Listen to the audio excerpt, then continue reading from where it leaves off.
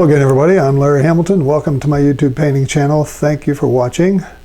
Today we're going to do an oil painting of a photograph from Jack Bell Photography. It's a scene in Yellowstone National Park. I'm not exactly sure where it is, but it's a snow scene. It's a very interesting composition. It has a creek going right up the middle of the photograph, and it's got two big blocks on the right. It's almost split into quadrants. It's could be a problem, a little bit of a problem to paint if you want to try to make a nice composition out of it. So I'm going to try to talk through some of that and see how we can address some of those problems with certain photographs. It's a beautiful photograph, but I would like to add a little artistic license to it and change it up a little bit.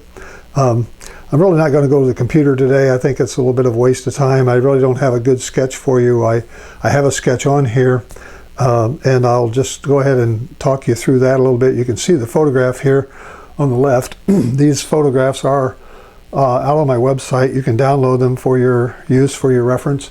But this photo, it's a little small. Maybe I can zoom in on it here a little bit and let you see what problems I'm talking about here. There, let's go up. So I have it in black and white, and I have the original here with the grid on it. But if you look at this photo, it's almost split in half by the probably where the line of sight or where the horizon line would be. So that gives you the problem of splitting your painting into two halves, which is not a good thing. It's almost also this stream kind of goes right up the middle, so it gives you the problem of splitting your painting vertically as well, and has these two big quadrants of white snow over here. So it's one of those types of photos that if you paint it perfectly like that, it will probably be maybe not the best composition, because you need a little bit of change. You need the center, the horizon line needs to be a little bit off center. Things like this need to be a little bit off center as well, so they don't look like they're just images of each other. So that's sort of just a compositional thing that we'll try to address. The sketch I have on my canvas here, you can see, if I get to my canvas here, you can see I really have I haven't sketched in a lot of detail. I just sort of put in the major lines for the top part of the mountains back there. Here's where the bottom of the mountains are and where the trees will start, and here's where the middle ground line of trees start, and then this is all a big snow bank. This is a big snow bank, and then we have this stream coming down the middle. Has some interesting reflections we're going to try to get in this particular painting, and see how we do with that. So let me go back now to my palette, and I'll show you the paints we're using. We're using a little bit of a subset. We're not using the full paints of the Bob Ross palette. And I've also, since I put that sketch on there with pencil, I used a thing called a workable fixative to spray on it, and that makes it so this graphite, that's the graphite that's on this canvas, won't come off into my paint, won't darken my paint down with graphite. So I've been using this for the last few oil paintings where I put a pencil sketch on, and if I keep the liquid white, when I put it on, if I keep that liquid white thin enough, then I will be able to at least see some of these reference lines in here, and kind of keep the painting in the right perspective, the way I want it to look. So anyway, with that, let's go back to the palette. Here's my palette. I have my usual Bob Ross paint brushes. I have my 1-inch blender here. I have this half round brush. I have several fan brushes here you can see that I can use. I've got a few script liners that I may use. I have a filbert here, and then I have some other brushes from Trekell, which are flats. These are synthetic mongoose. They make very good oil brushes. I like to use them when I get into something a little more detailed. I have my palette knife here, and then I have a couple other small palette knives I may use for some of those mountains in the background to put in some of the little dark flecks and that sort of thing. And I have my little blender here. I may use these on some of the snow to sort of soften it out, and in the sky with the clouds. All right, so let's go through the paints. My typical palette here, you see all the names of all the paints I would typically have on this palette. Excuse me. But I've left several off because I don't think we need them for this painting.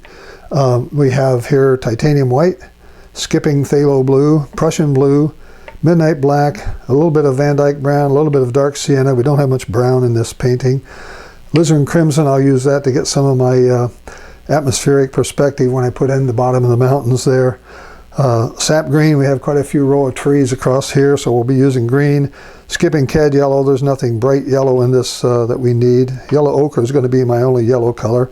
And leaving out Indian yellow and bright red, and still have my ultraviolet for any of those violet colors I want to use. This is a winter scene, so it should have some alizarin crimson and some ultraviolet in it. And very few other colors. So that's my abbreviated palette, and let me set myself up here with put my palette on for you so you can see it and see my canvas, and zoom in a little bit, make sure we're aligned here to so you can see almost the whole thing here. Where are we going there? See, there we go. All right, so that looks pretty decent. Like I said, the images, the reference photos are out on my website. There should be links below this video for you to go get them and download them and use them for your purpose. And also, if you're watching live today, I have a chat window open, and if you want to talk to me, you can key a message or a comment into the chat window, and I will periodically check the computer up here by my easel and see if there's a question you have or a comment that I want to respond to. All right, so we're going to get going. I also have my liquid white here. I didn't show you that, but there's my typical plate of liquid white. And we're going to start with this by just putting on this liquid white. I'm going to try to cover this whole canvas with liquid white, and I'm going to try to cover it on a very, very thin so that it doesn't overpower any of the paint that I put on. You can see I'm putting this liquid white on now, and it's going over that fixative. Probably can't see that very well, but I can still see very lightly. I can see those pencil lines underneath, so I know about where those sections of this painting are, and if I keep thinning it out, I can get a little more of those lines to come through. You don't want to have a lot of liquid white. Many people who try to do the Bob Ross technique with liquid white, if you're trying to use any kind of a sketch at all, you need to use something like a fixative over your sketch so that it doesn't dissolve any graphite or any whatever you put on here to make your sketch with, whether it's from a transfer paper or whatever. You don't want it to transfer those colors into any paint you put on. So what I got here now is this thing pretty well covered with liquid white, nice thin even coat of liquid white. Many times when you watch Bob Ross, he already has this step done. He may have it already on his canvas, but he never uses a sketch. So, but he also paints a painting about 4 times before you see him on TV. This is my first and only time I'm going to try this painting, so I have not tried it before. So you're going to see me learn and ad-lib as I go. But let me see if I can zoom in. I don't know if the zoom will even show you, but you can see through this. You can see through that liquid white here. You see that?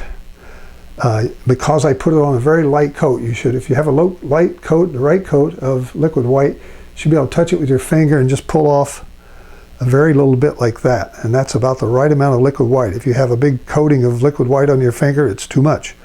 So make sure that you get the right amount of liquid white on your canvas, or you're going to be messing up your paints. You'll be mixing your whites in with everything. It'll be hard to control, and it will come out looking worse than you would like it to. I guarantee you that, because I've done it enough times. So this liquid white now is very thin, very light coat, and we're ready to go. Okay, so I'm going to use my Prussian blue. Prussian blue is a very powerful, potent color. I'm going to keep this white in the brush that I have here, and I'm just going to start touching in some of the the blue. And it doesn't take much Prussian blue to just turn this liquid white in the brush into a dark blue color. So I'm going to start here, and I'm going to start trying to get this color that I see in the original photo, and that's probably not quite dark enough, but it does thin down. See, as I paint across this liquid white, the liquid white comes in and takes more and more of that blue out of the brush, and it thins it down so that it's not nearly as dark blue as you start with. You think you get it on your brush, you think you have a nice dark coat of blue on that brush, and it is a very powerful blue, but that liquid white just thins it out very nicely, very quickly, and all of a sudden, the next thing you know, you don't have the right color. You got too light a color. I'm going to darken the top some more. Across here, I want it to be darker at the top and fade down into a lighter blue as we come down. I'm going to put some clouds in here, and I'm painting around these mountains right now. I'm going to touch in just a smattering of alizarin. I'm going to put that in here to sort of give a little bit of atmospheric perspective, it's called. When things get further away from you, they start to turn purple or blue. If the sky is not blue, they will turn a little color that shows a little cool, particularly in a winter scene. These things will fade a little bit to a lighter, more of a little bit of purple in them, a little bit of reddish purple, something like that. All right, let me see here. I think I've got pretty much that done. Let me see now. That's about the colors of my blue sky in this original photo. I'm not going to wash out my brush yet, even though I probably should. I'm going to just try to get a nice amount of pure white paint on here, and we're going to start putting in a few of these clouds over here. You see, as soon as I put that white on, it just pulls the blue right off of it. So we're painting wet on wet, which means that your paint picks up whatever's underneath it and uses that, and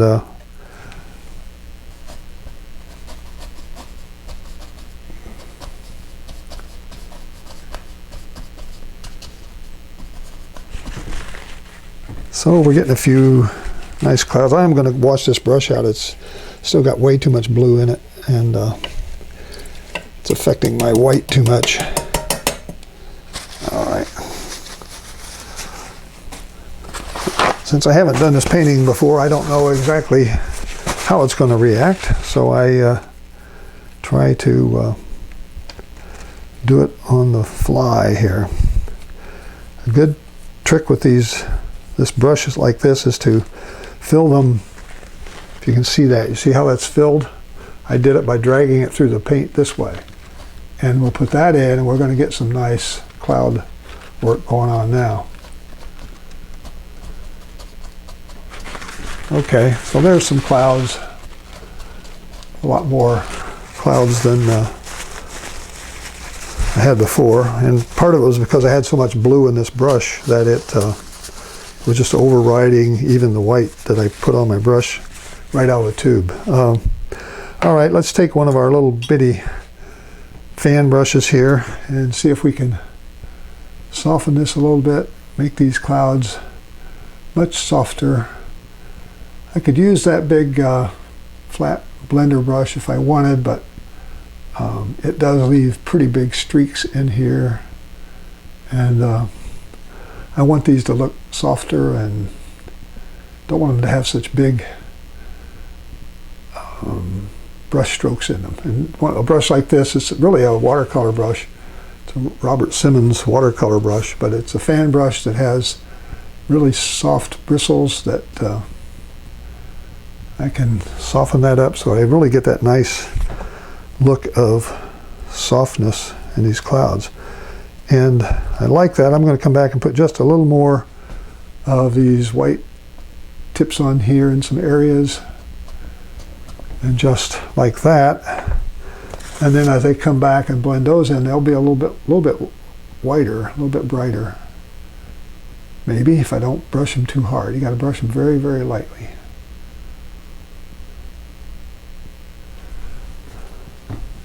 Okay.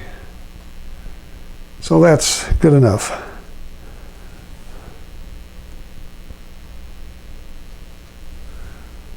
Yeah, let's see. I think I want to have some of them touch down here, touch these mountains. Where we go into the mountains. All right, all right.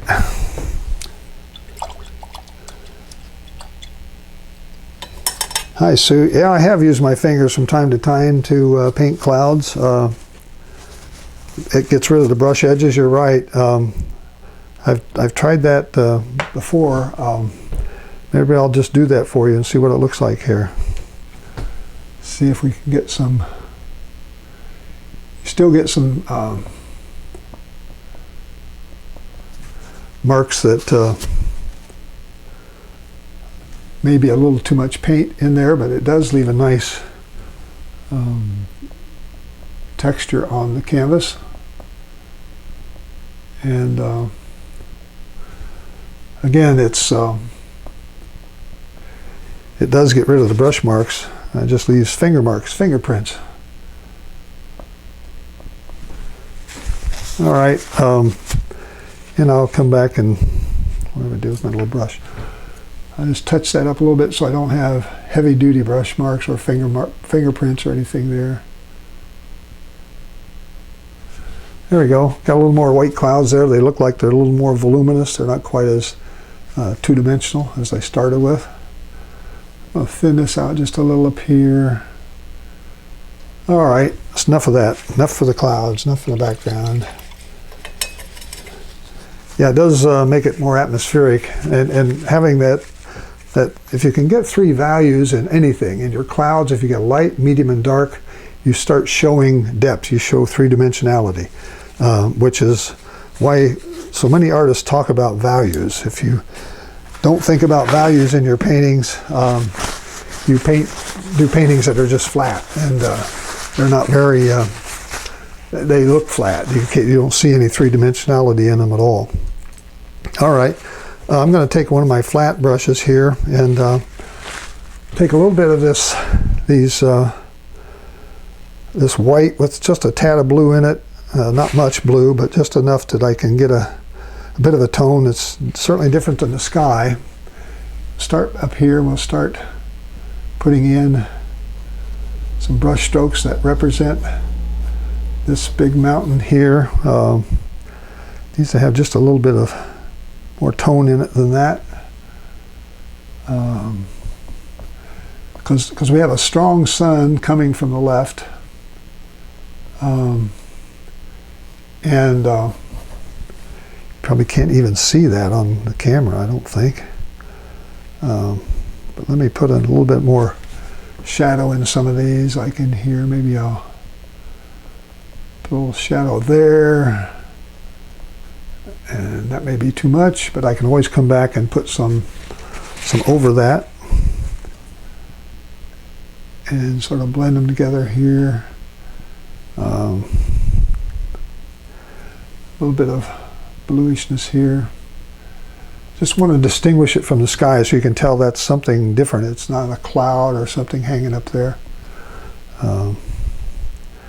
Touch a little black will give me a little bit of a gray color, which will help in some of these areas. The gray will start identifying more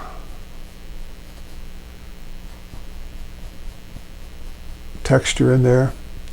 I'm just putting an undercoat on here right now. It's just sort of a layer that lets me identify what goes in this area. And So by just lightly layering a slightly grayer color or slightly bluer color over this, you can start getting definition of these mountains way back there in the distance. I don't know what these mountains are, what the name of them is. I didn't really get that much definition from the photograph that Jack Bell posted, but if you like his work, he's got a beautiful website, he's got beautiful photographs, he sells calendars, and you can go check out his work, and he's given me the permission to use his photos for my paintings. I really appreciate that, so I want to give him credit and make sure he knows I'm thankful for being able to use some of his work in creating some of my work. It's always fun to have people allow you to use their creative work to help your creative work. So I'm just sort of laying in some blues here that help define these mountains. The blues are what's giving us some of the definition. And I'm going to have some trees over some of this anyway, so I'm not too excited about how perfect these things are. I just want them to look like they're mountains and they got some stuff going on in them. Use the darks to identify and define which side of the mountain is closer to the sun and that sort of thing.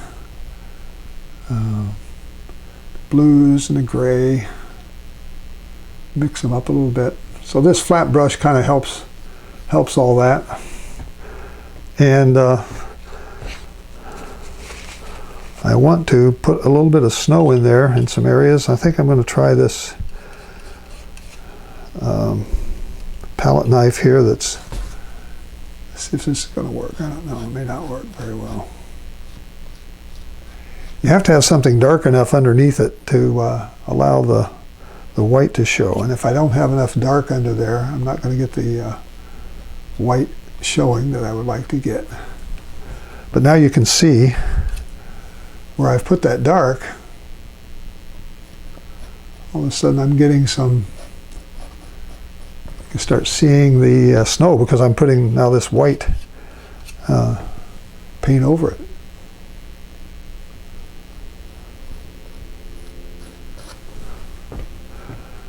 Okay.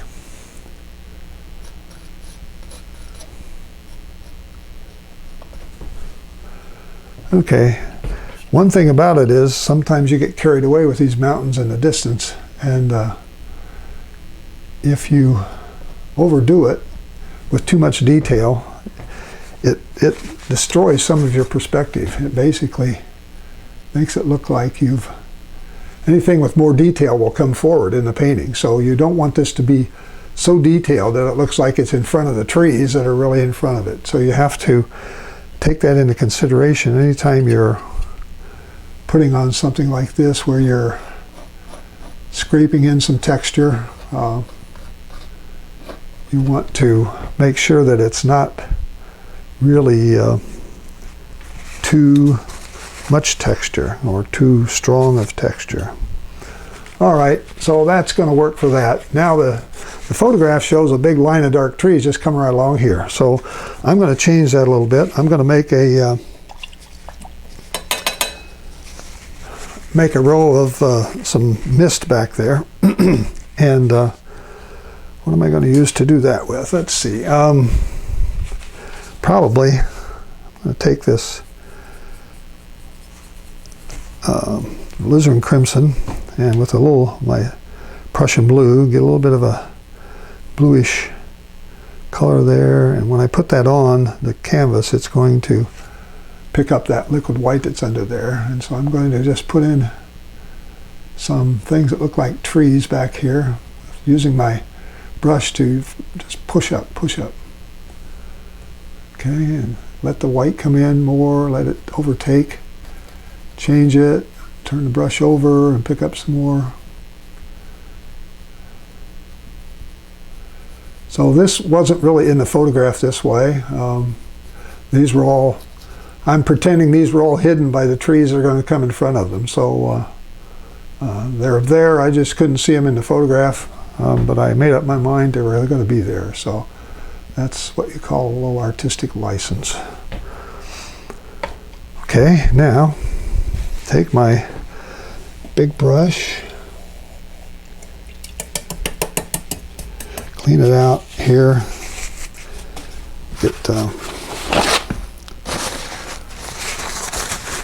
and I'm going to do a little misting here at the bottom of these, maybe even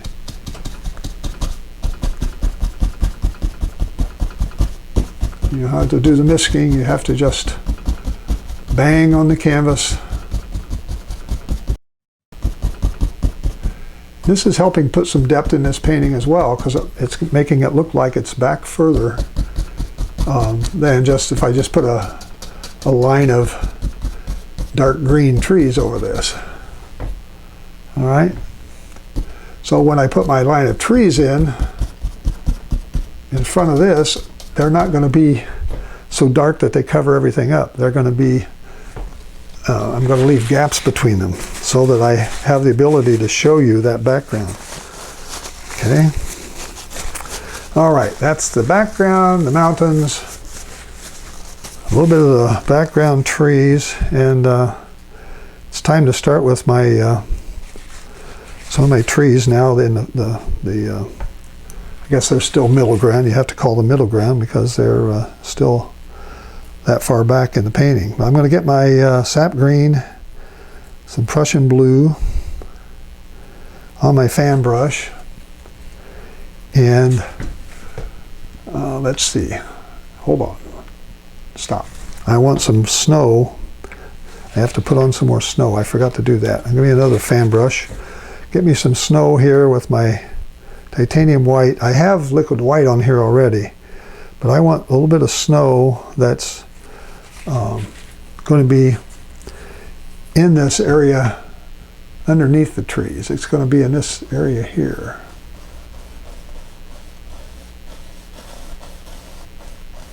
And these trees are going to come down and get into that snow.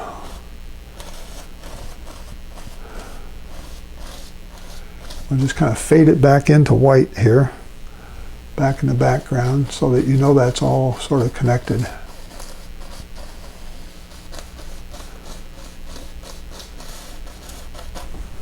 Okay, so that's adding a little more depth as well because I'm changing the color, the value. And now as I put my green trees over this, I'll be stamping them in here and you'll be able to see through the trunks and you'll be able to see that background, which is why I did that first. Otherwise, I would never be able to show you that snow because I couldn't go back and paint it between the trees after I start putting them in. So, all right, so I got my other fan brush, sap green, Prussian blue together, a really dark mixture here. And we're going to just start across here somewhere with a tree that's like this. I'm going to put them in and run them all the way down to this area that's down here. I want some black in that too, maybe darken it even more. Prussian blue, midnight black, sap green. Maybe and throw a little alizarin in there. That'll give us a very darker color.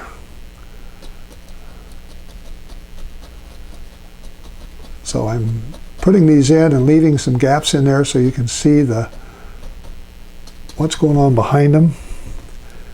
And because they're coming forward, they're darker, right? We want them to show that they're closer to us. So we do that by making them darker, having a little more detail. These are just pine trees sitting out here in this scene. Some of them come down pretty far. Some. Okay, so I'm not building a big dark block of green across there, which is what I would do if I copied this photo slavishly. I would have a complete block of green across there, and I would block out everything behind it. But because I'm doing it this way, you're able to see there's another whole layer of trees that are further back, right? And so I'm just putting them in some of these areas. I may want to make them closer together so that you can see that they are a really large bunch of trees back there.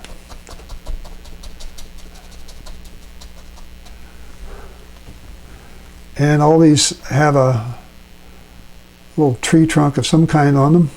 And so I can come back now and put some of those trunks in and blend them or push them further down into the snow. Midnight black, Prussian blue, and we'll put a few more darks on here in some spots. And so I've got trees that are, this looks like I got trees behind trees instead of just one row of trees across there, because I've got different, some come down further, some go up higher. That's all part of a good design.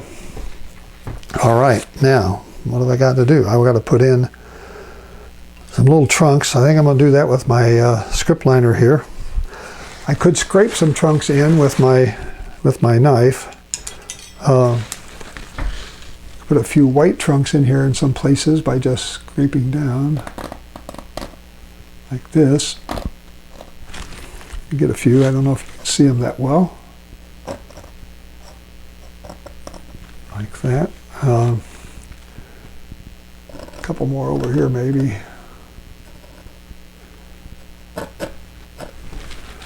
All right, and then the others I'm going to use my script liner and get some dark midnight black, maybe add a little bit of Van Dyke brown in there to get a little bit of a brown color. Really a runny mixture here on my script liner. Let's come in and put a few trunks down like this. Here's some areas like that, just sort of to tie them into the painting. So they don't look like they're just glued on out there. They're part of this painting. Here we got some. I'm going to put a few more down like this. So now you're seeing I'm creating the depth for you here by putting in some trunks that are short, some trunks that are longer, and basically depending on how far I bring this trunk down, it tells you where that tree is in this field of snow back there. So some of them come all the way down, some don't, and so I'm just throwing in some more lines here that kind of help tell the story. Get some really dark colors and throw the dark colors that don't show up because the trees are already so dark. So if I put a dark trunk in there, you can't even hardly see it. All right, so now I have quite a stand of trees out there. And some of them I want to show you that they are putting off some shadow. We have a strong sun coming from the left. And it's so strong it's making a shadow on this big bank of snow here, and it's putting a light highlighting on the snow on the right side. But that means they're also in this snowbank, they're casting off some shadows in some areas. So let's see if we can put in a few things like this that kind of help tell us what's going on back here.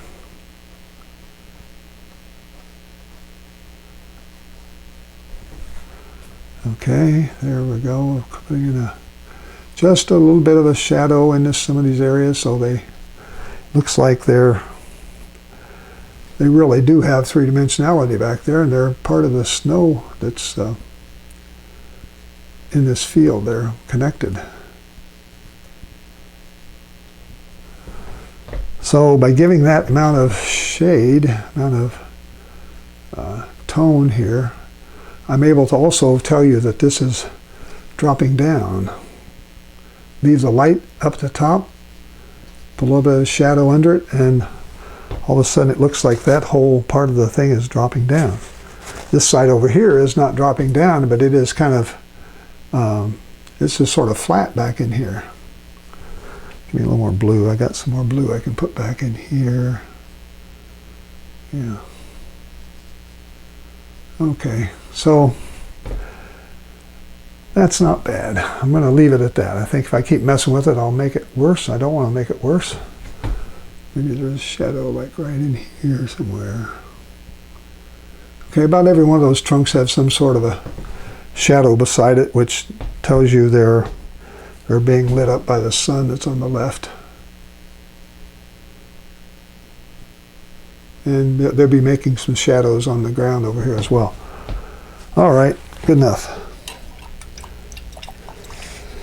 Yeah, Sue, exactly. Darker shadows make brighter light. That's one way to make the light show up, is by putting dark things around it, and that's very common. All right, so now we've got this snow that's sort of coming here, that I'm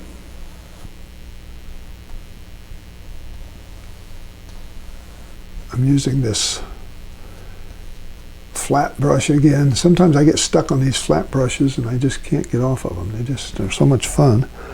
I could use, maybe should use my fan brush for this, because it makes nice sweeping.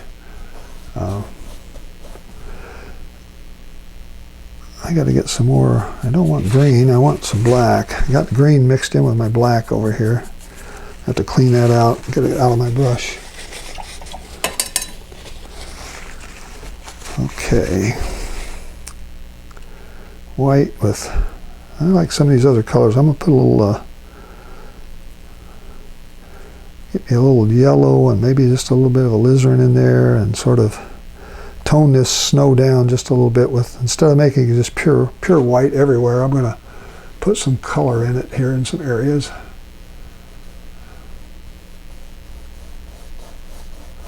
Put that in and then come back with some pure white and go over it and mix it up a little bit.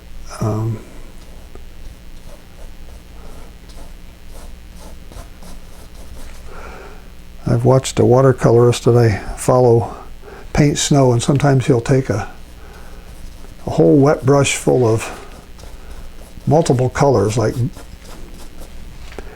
pink and yellow, and just starts throwing them on the paper, and it represents snow. It looks like snow when you see it. You can't tell it's not. Okay, so this, to make this look like snow, we're going to have to definitely put some dark shadows on the right side. There is got some blue here. I'm going to put, there is a shadow that sort of runs over this way, like here in the snow, that helps to define the lay of the land, if you will. It's like a little snowbank sitting there somewhere. And we want that blue with some white in it. We want it to start showing up in areas along here. We want it to show up back here a little bit. It starts showing up, let's see, there's like this. I want these angles to be the way the sun is hitting, and as it comes down here, it actually, they start getting more like this.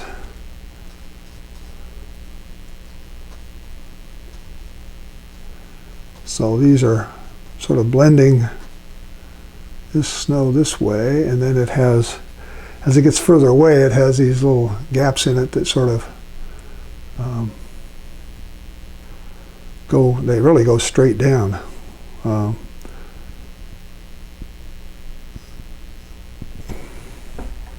So it's what we're trying to imitate here is that these things are, this is sort of like a little drop off, and it drops off into this creek. but it has these little areas that sort of fingers that stick back up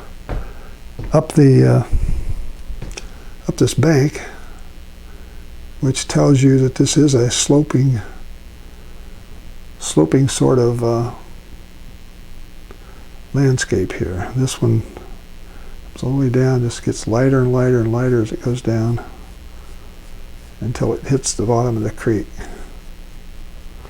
So brush strokes mean everything here. If you have them sort of vertical, you know this is dropping off. It's coming up like this and dropping down, which is why the vertical brush strokes tell us that. That piece there was too dark. But again, it sort of looks like there's maybe a split or something that runs down through here. We're getting some dark shadows in there. Sort of an accident, but I'll take it. So does that look like we've got a snowbank going up the hill here? And these are just really soft. It gets faded out to the white, basically. We don't want them to be real harsh shadows. We want them to look like they're dropping off into they all sort of just fade into nothing there. Okay. So I'm using this Prussian blue as my key color to help this. Put a little more white back in here. Some areas need a little bit of brighter snow, like right in here maybe. Brighten it up a little. Even with a touch of this.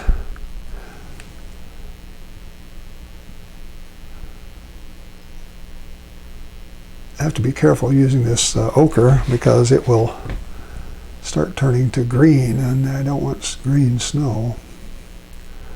All right, so I'm getting some pretty decent things back there. There's a few more dark shadows that sort of defining this creek as it comes down here. Something like that. All right, now this other side of the snow bank here is really, it's almost white here, and then it fades off into a sort of a grayish, a little more grayish color. Doesn't look gray probably to you, and it doesn't really look that gray to me on the photograph, but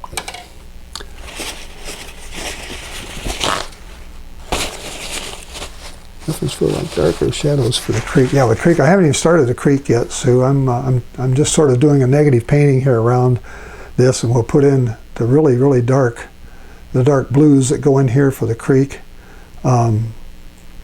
And then we'll define the bottom of that creek, and that will help to finish off the snow banks that are on both sides. So I'm going to take this, my white that I have here, put just a fraction of black in it, and I want to take on my big fan brush, and we're going to start like right in here, and we're going to put in this sort of a, I think that's probably too gray, but maybe I still have that liquid white on here, and I can always put some white over that. A little bit too much dark in there, but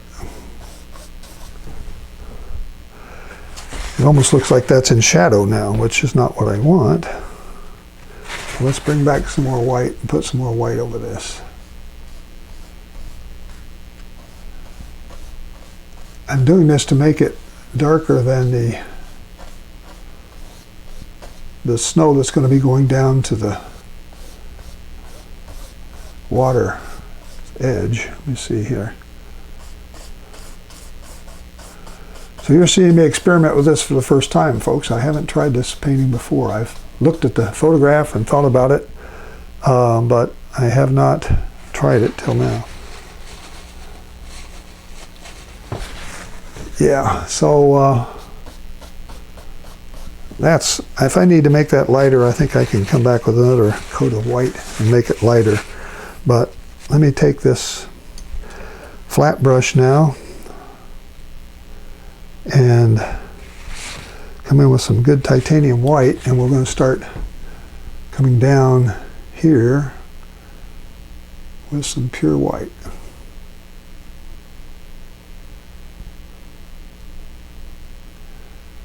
Now you're not going to see this white very well, but as soon as I put that creek in, I'm going to light that thing up. Again, these are vertical brush strokes that help define this little cliff here. Comes down, let's see, I want it to go back this way.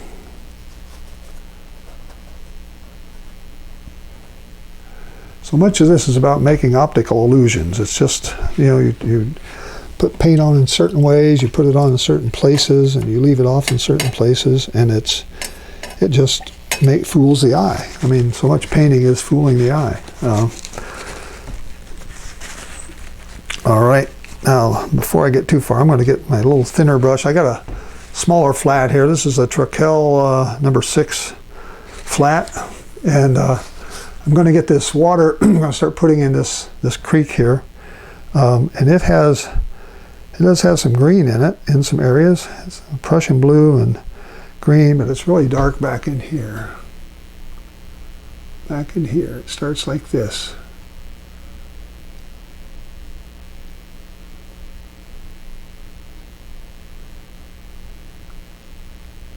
So I'm just kind of zigzagging back and forth, bringing it toward me, trying to make it a little wider as we go. As it comes toward us, make it slightly wider, wider, wider.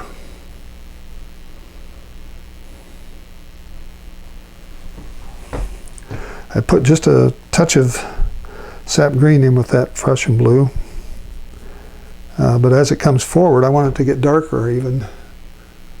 So I'm starting to pull more. The green that you may see there is really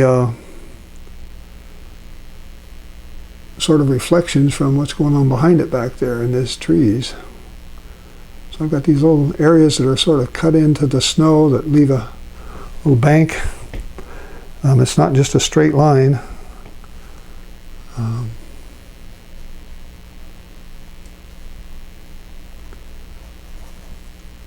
And I've got all this liquid white on the canvas, of course, which is making it change the color of the paint some more. Okay, this is a big blob of snow sitting here.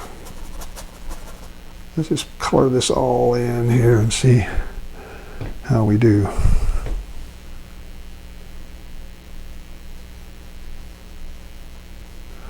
This over here is actually getting a brownish tint to it. Over here, so I'm putting some Van Dyke brown in there, maybe a little sienna.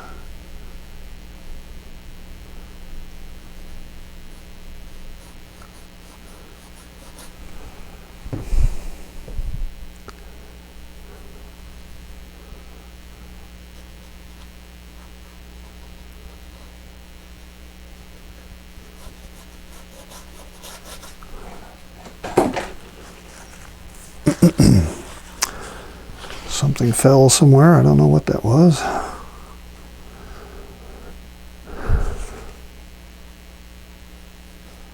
I've got a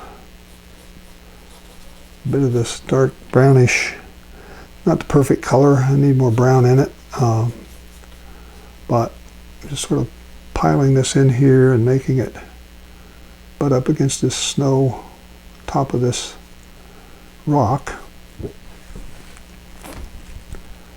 This has sort of a curve like that.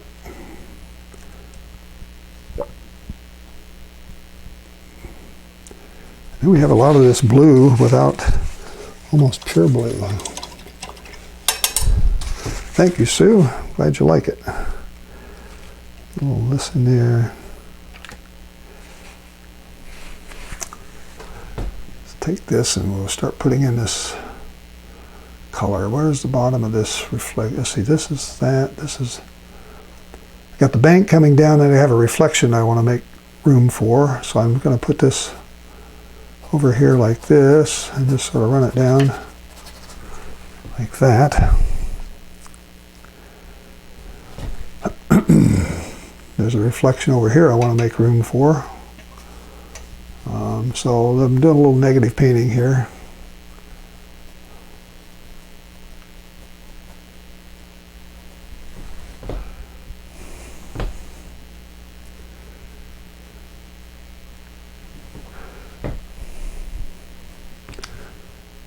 On time. Well, we're just 50 minutes. Well, we're fairly close. Okay, so there's along this bottom here, there's a lot of areas that have snow kind of hanging down in it. There's dirt and there's all kind of stuff underneath this. But the water is sort of chugging right along and it's just sort of meandering toward us. These different colors. I want some more of this bluish color here that matches what's on the other side of this reflection here. All right, I think I've pretty well got that scoped in. So I have a rock with snow on top of it and then a reflection of the rock. That's what this is. And over here I've got the bank coming down. It's got some grasses, yellow grasses coming out of it, going down into the water, and then the water has the reflection of the, looks like ice reflection almost of the snow. So it's an interesting composition to try to complete. Let's see if we can put a few of these little dark things back here to make it look like we've got snow coming over. Down here we've got a little bit of a, these are all sort of vertical things that snow kind of runs over. So I'm going to make them vertical and let that snow run over these places. Helps give it just a little more realism, I guess. More browns in here.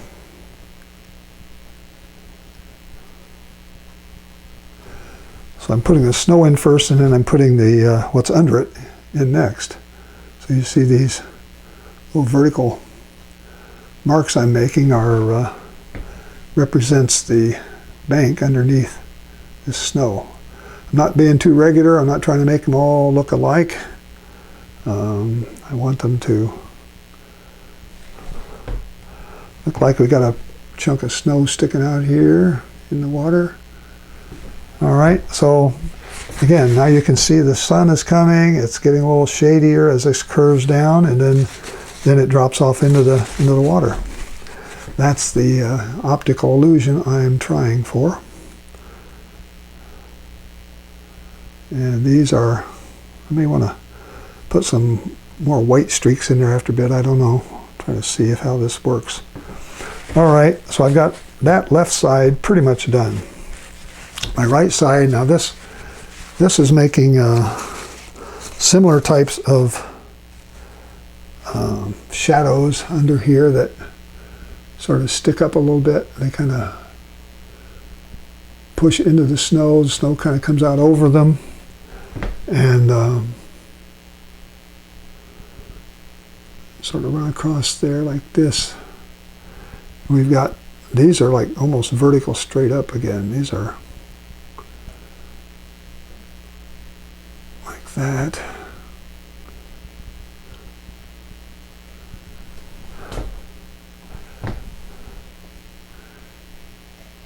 And my this bank over here, I have a pretty sharp edge there.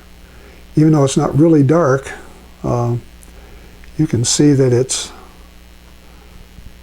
dropping down, or it looks like it's dropping down anyway, which is supposed to be almost vertical there.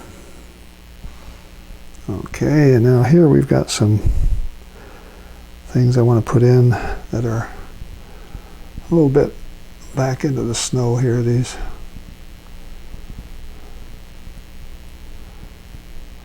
Oh, that's actually, here's where I want these things. Clean that brush out. Okay, Sue, you're going to try it. That's good. It's a bit of a challenge. I like to try to things that are a bit of a challenge because there's plenty of easy stuff to do, and I like the challenge. That's why I paint both watercolors and oils, because if I did all one, I would be probably bored. And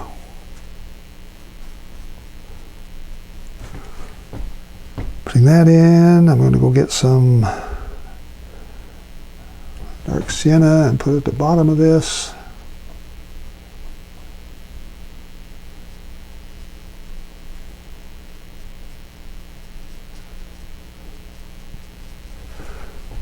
Okay. That also, the angles I'm showing on this particular part also tell you this is almost a vertical side over here on the right, just because I got them going straight up. I'm going to come back and put a little bit of snow over the top of those so that it looks like they're being covered by snow. Right now I'm just kind of pushing up into that, and it's leaving a bit of a shadow, a bit of a reflection, not shadow, reflection here in the water. Right there. Pull some white into that.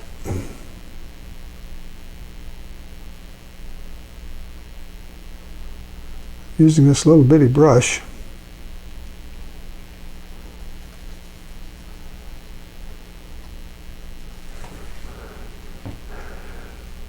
And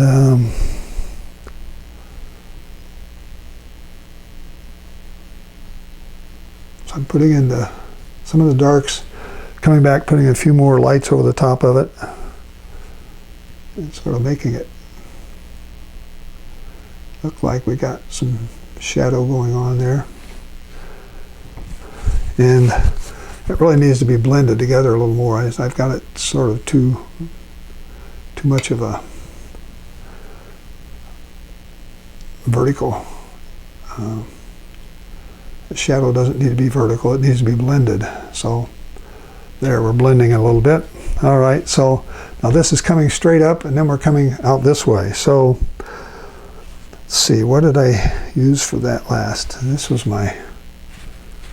was my trees. I'm done with trees. All right, that was this fan brush that I had put in this little bit of grayish color. And I'm making it go here like this. A little bit more black or something in that. Black and white.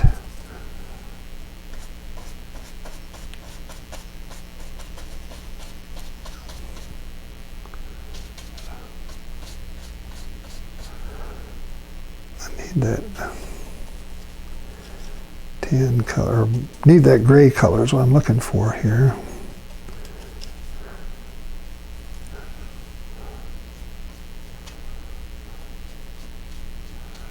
So my vertical strokes here are going to tie into some of that. Again, these brush strokes are telling your eye what's going on here. Very light, very subtle, but that's what's going on. All right, so let me look at this again. This area on the left side, over here, I think it needs a little more darkness in there. I got a little dark on this brush. I'm going to throw in some of these colors from the trees back there. See if I can get a little more distinct shadow out of that. It's not dark enough to me.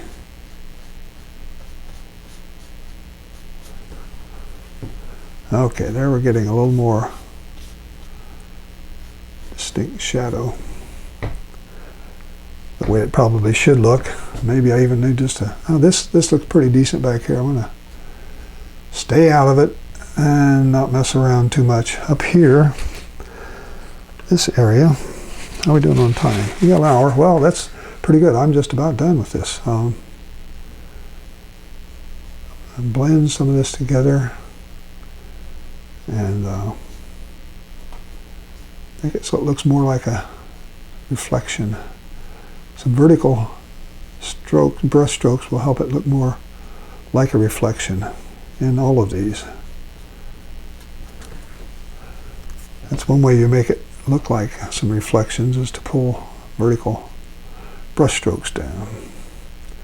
All right, I think I'm going to leave that alone. It's not quite the tone. I'd like it a little bit darker, but it's pure white almost on this photograph.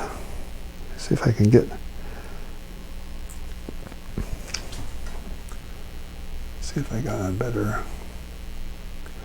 I'm going to change some of the areas to make it look like there's something going on there that's not a straight line. We've got some modifications in this bank where it's this is a very, very light gray color here, mostly white, a little bit of midnight black, and I'm able to give it this look that it's sticking out there and it's been sort of running over this white edge. All right, I think I'll stop with that. They're pretty well blended together here. Maybe a little bit more white over the top here.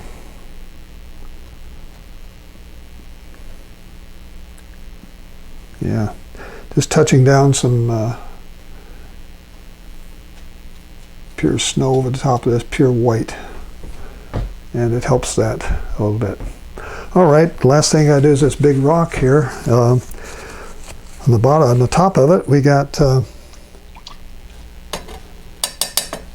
left bank. Looks a bit darker. Oh, I get you, Sue. Yeah, thank you. Maybe I'll fix that now. It's one of the troubles I always have is trying to get the values dark enough when I'm trying to copy a photograph. I get done, I look at it, I say, man, I should have made that darker. I should have made more value change there. So you're seeing a correction here that helps with this optical illusion I'm making. Should go all the way back. It should be a darker back in the back. Get a little Prussian blue here, mostly white, but I'm just going over it again and adding a few more drops in there to make it darker. Yeah, that's looking better. Thank you, Sue, for that correction. Back here, we've got some.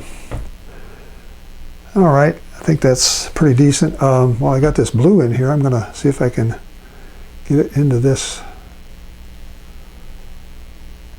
rock over the top of this here.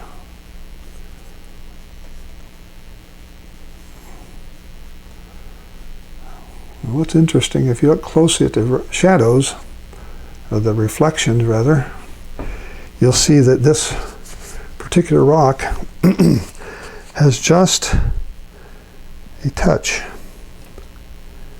of reflected color in it. Has just a little bit of this yellow in there, ochre, as a reflected color from lights coming in, hitting that, and it's bouncing back and hitting this snow over this thing, which makes it, it's one of the ways of making three-dimensionality, is to get, you have shadows that you make have different colors and different tones, and you got to take into account reflected light and bounced light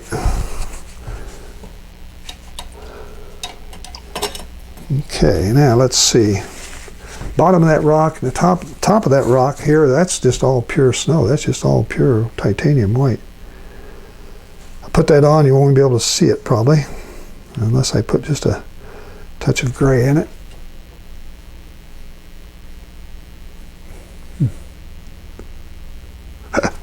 Picked up that watercolor and just threw it right on there.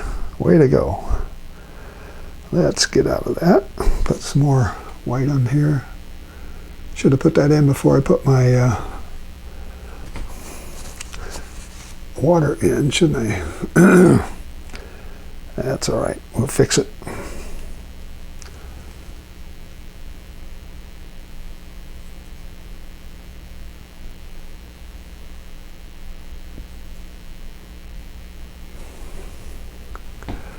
There's that. Now how are we going to make that show up? Well, we're going to put some dark under it.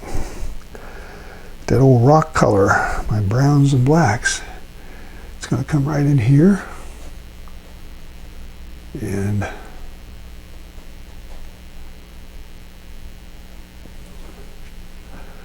pull it down into the water. And it's rough. It's going up into the snow in some areas. Down into the water.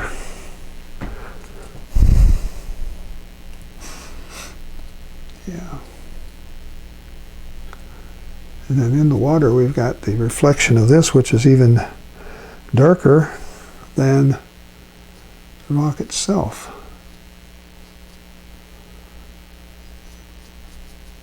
And the white on there is just letting it fade out. Okay.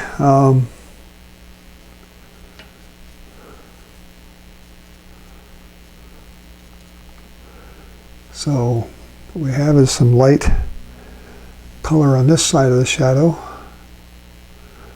And we have some gray color on this side of the shadow.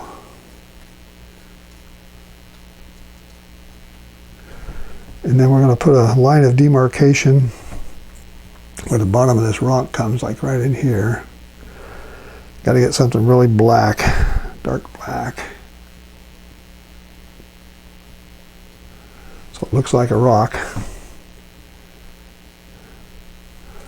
Okay, and then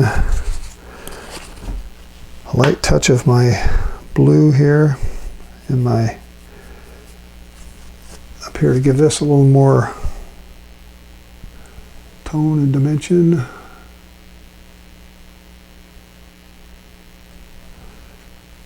Got to give it some three-dimensionality. It doesn't have quite the three-dimensionality I want.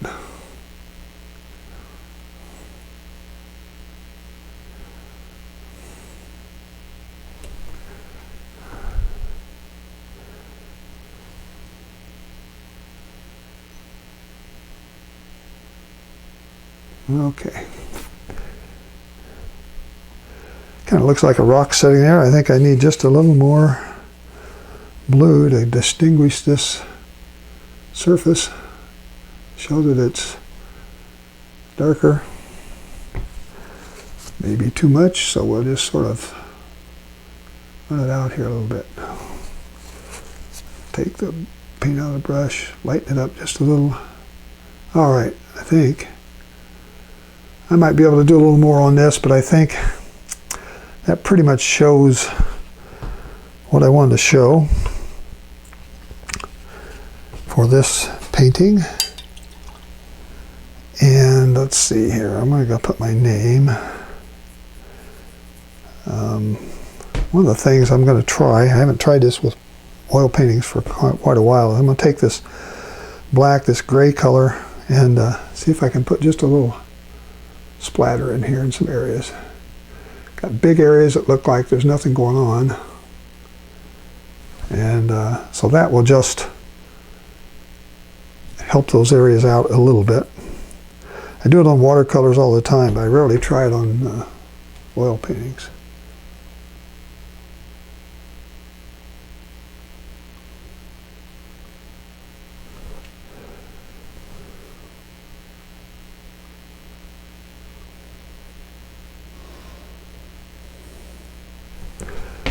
All right, it says my name. It's a little hard to read, but that's okay.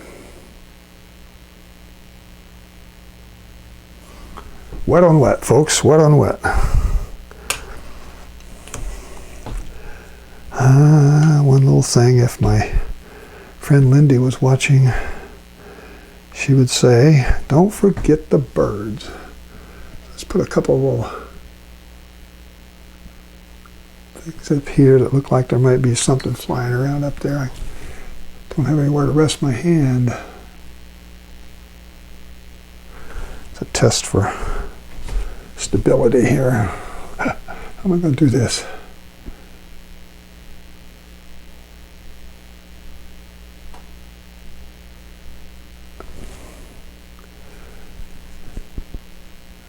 I may have to move those out and try something better. I don't know. One over here.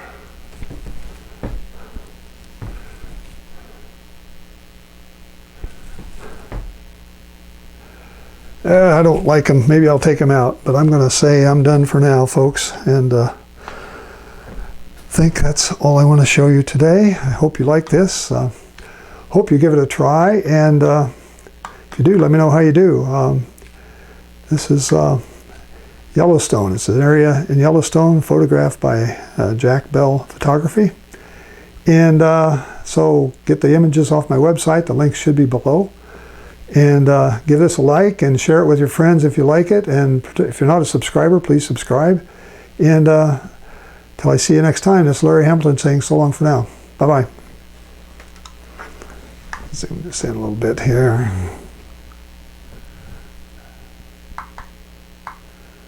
Those birds look pretty bad. I think I'm going to have to fix them. Oh, trick here. Take these.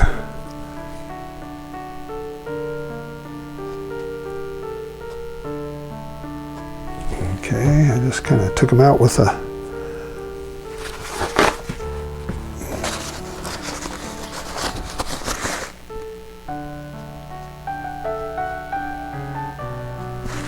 there, do that. Get my little fan back here, my fan brush. Just sort of.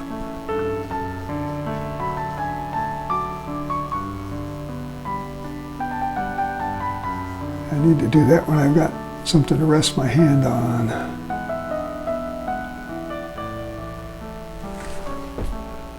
Okay, there we go, folks. I think that's going to do me.